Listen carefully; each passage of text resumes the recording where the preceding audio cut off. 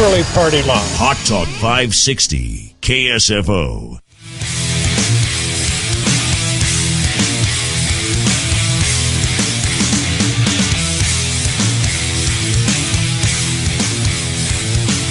So the push by the Bolsheviks for higher taxation is, of course, what the Obama-Stein League is pushing right now, which is somehow if those who have more had less, then those who have less would have more, which is a lie.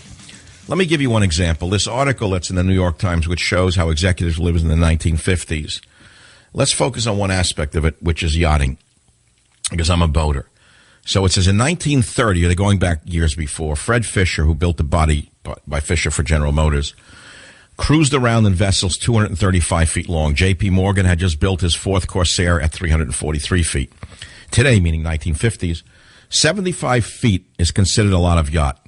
One of the biggest yachts launched in the past 5 years is the 96-foot Ronda 3, built and owned by Ingalls Shipbuilding. Cost $500,000 to build, and the annual bill for keeping a crew aboard her, stocking her, and fueling her runs to around $130,000. That's in the 50s, right? But they said the average corporate executive at that time has a boat that is, quote, 40 feet, that drives 4 people and costs $40,000, and that the executive was quite happy in it.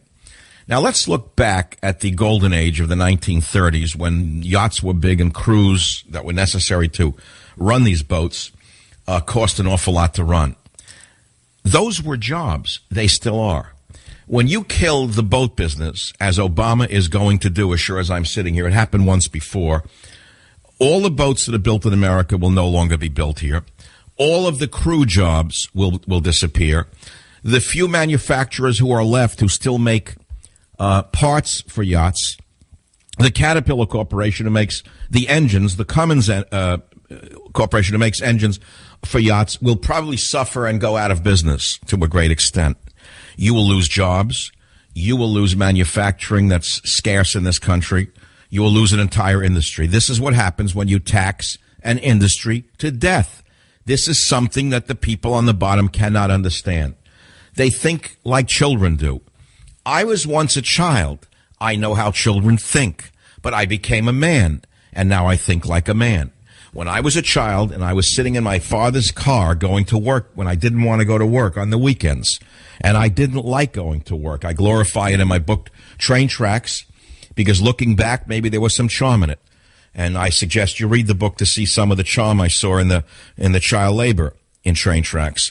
But I would sit in that car, and as we drove into Manhattan, I would try to imagine things. I imagine everything imaginable that went on in those apartments as I drove by. I had the mind of a filmmaker, a film director, storyteller, story writer, and I still do. But the fact of the matter is, the child sits in the car and says, wouldn't it be nice if there was no money? I used to think that when I was 7 or 8 years old. And if I wanted vegetables, if I owned a butcher store, I would give him meat for the vegetables. And the candle maker would give candles for the vegetables, I thought. That's how a child thinks. And unfortunately, we are being run by children in the United States of America.